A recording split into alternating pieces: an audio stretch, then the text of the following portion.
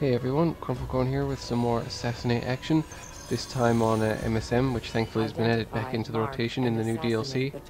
I love this map for stealth action because most of the game usually takes place around the courtyard, and that has numerous blend spots and mobile groups. So if you get there before everyone else, you can basically just stand around getting kills. In Wanted, this requires you to be in first and to draw everyone else to you, and you have to deal with pursuers. The nice thing about doing it in Assassinate is that you can just stand there and wait and kill anyone who comes by. First tip is, if the compass fills up and stays full without you getting line of sight, it means someone's coming up the staircase, so watch out for that. I lock onto the Damarosa there. I immediately unlock, both because I don't want to spook her and because I want to be able to keep track of other Templars in the area, such as this guy who walked right past me. Having killed him, the Damarosa is locked onto me and I lost track of her, so I run clear of the blend group to get her to follow me. She's making herself quite obvious now, so I can go in, smoke bomb her, stun her, and poison her. When you stun someone, just before the contracts change over, you want to have a quick look at the compass to see if anyone is coming up on you to decide whether or not you want to go for a focus or a poison. In this case, the compass was full, so there was somebody coming up behind me, and it was that thief. Fortunately, she just killed me and didn't intercept my poison, because I'd much rather they kill me than kill my target. A lot of this mode comes down to who gets the lock first, and that if you're walking towards another Templar and they're walking towards you, a lot of that is just luck. So two ways to avoid that is to lock early, because at least then you know you have the lock, even if you are kind of giving yourself away a bit. And the other option is just to play very stealthy so that they can't be certain who you are. So in this video, those are the two things I use to avoid the unfortunate situation of luck-based kills. So right now I'm heading straight back to the courtyard to get back into that blend spot before someone else gets there. So on my way back, I noticed that I'm approaching a Templar, so I'm going to try to figure out who this is. And it's pretty obvious to that guy. Again, I lock early in case he's seen me, and I just go for the silent. You lose the incognito by locking early, but silent is good enough to get your kill streak, so I don't worry about the incognito too much. Now there's something happening over there near that thief. There's lots of things happening over by that thief, so I'm just going to wait for the kill chain to end and kill the last person. She knows I'm after her, but even though she smokes, she doesn't bother running away, so I can just walk over and kill her. And now there's another Templar about to come around this corner. I'm hoping that I'll get the drop on him as he comes around the corner. Unfortunately, it doesn't work out that way because he immediately smokes. I get the lock, but it doesn't do me any good because I've already been smoked. So I die and give away a rather large quantity of points. Without the smoke, that would have just been a case of whoever locked first, which is why I don't like that situation. And I think it's one of the weaknesses of this mode. So now I'm once again going to head straight back to that courtyard, see if I can reestablish my stealthy position. There's Templars in here, so I'm going to see if I can see what's happening. They're right near me. Oh, but the footpad reveals who he is, so I can just walk over and poison him and then carry on. There's a Templar approaching from the courtyard, and it's pretty obvious that it's that pariah, so I'm going to see if I can get the lock on him. And when I know I've got it, I move in to kill him. If I hadn't gotten it, I could have smoked him. If you're not sure if you're going to get the lock, if you're in one of these situations where it's kind of 50-50 who's going to kill who, you're better off just smoking every time, because that way it doesn't really matter. Of course, everyone else thinks that too, so you often get the situation where people smoke each other, and you just delay the inevitable. The Damarosa has the blender perk. In that case, it made her quite obvious because she just walked into the blend group and transformed someone, which makes you incredibly obvious.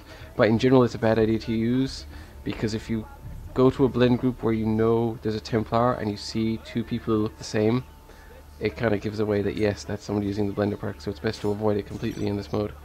Unless you intentionally want to draw people towards you, which can be handy. In that case, the footpad locked onto me, and didn't know if I had anything like smoke or mute, so didn't want to approach. Once I got him to start a chase, and I ran away, he dropped the lock, because there's no point in tracking people in this mode, you can just kill someone else. So I immediately did a U-turn, and now I've locked onto him, and I'm going to try to kill him. He must know I'm after him, but he doesn't seem to know which one I am, so he's just trying to hide in that blend group. Your target has Now he knows which one I am, and here we have the situation of people smoking each other, trying to switch the locks around, but I get the kill in this case. But yeah, keep in mind that people often won't bother following you if you run off in this mode, because they can just kill someone else. So now I'm back in my little blend group, waiting for people to walk past. The disadvantage of this approach is that if no Templars happen to walk by, you get no points, and this is a mode where you can get points very quickly, so if you want to win, you kind of have to get points very quickly. The compass is full again. It's pretty obvious that it's that Damarosa who came up the staircase there. It's another approach that's very obvious. I lock onto her, and because of that she runs away. But I know that that staircase doesn't really lead anywhere, so I unlock. And feeling more confident, I know she's going to come back because it doesn't go anywhere. So I just start walking towards it. Unfortunately, there's now 3 of her. So I'm just going to hop into this blend group and try to figure out which one breaks away. And the middle one breaks away, so... Your target has When someone exposes you, it's usually a prelude to trying to stun you, so really you want to treat it as a defensive situation even though you're the pursuer, and just go in and smoke them and try to get the kill.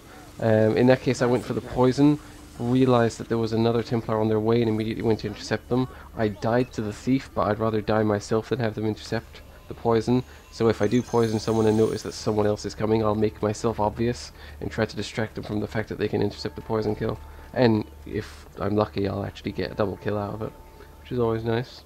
At the moment, all the Templars in the area seem to be in here, so I'm going to go in here for a minute, along with my 2 doppelgangers. That footpad's actually being fairly obvious, but I didn't spot that at the time because I was so worried about the large number of Templars.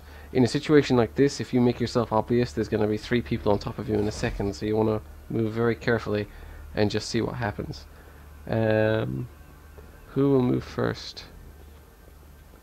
That footpad looks like he's going to make a move. Is he a Templar? Okay, that thief is definitely a Templar. She throws smoke because she got poisoned. I throw smoke just because it seems to be the thing to do, and then I bail.